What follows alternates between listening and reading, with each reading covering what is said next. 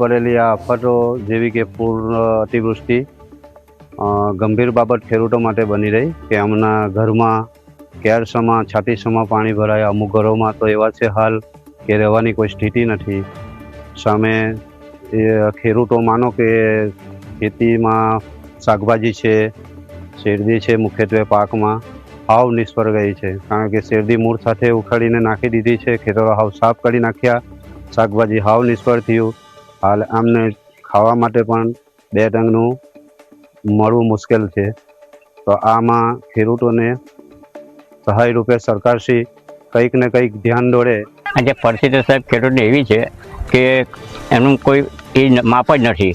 ખેડૂત બિચારો બાપડો થઈ ગયેલો છે ને આજે ખેડૂત આમ કે પહેલાં જગતનો તાત કહેવડાતો હતો, બરાબર, આજે એકદમ ઊંધું થઈ ગયું છે કે ખેતી આપણે કેમ કેમ કરવી એ સમજણ નથી પડતી.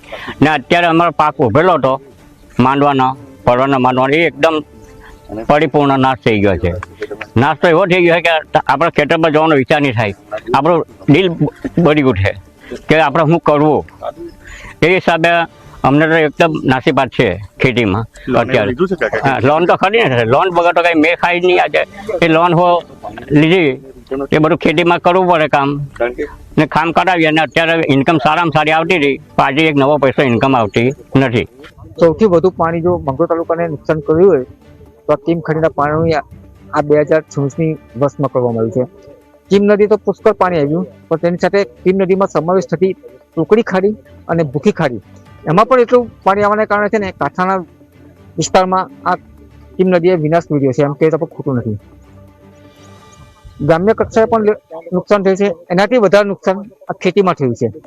સરકારશ્રી દ્વારા વળતર બાબત સહાયની જાહેરાત કરવામાં આવી છે અને ફોર્મ ભરવાનું પણ ચાલુ છે, એને અમે આવકારીએ છીએ ખેડૂત તરીકે.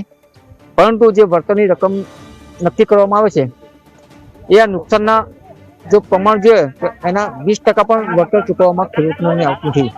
અમે સરકારશ્રી પાસે એટલી અપેક્ષા રાખીએ છીએ કે આ જે ખેડૂતો નુકસાન પામેલ હોય એમને મેક્સિમમ જમીન લેવલે નિરીક્ષણ કરીને વળતર ચૂકવવામાં આવે કે જેથી કરીને ખેડૂત ફરીથી ઊભો થઈ શકે, એ જ અપેક્ષા છે.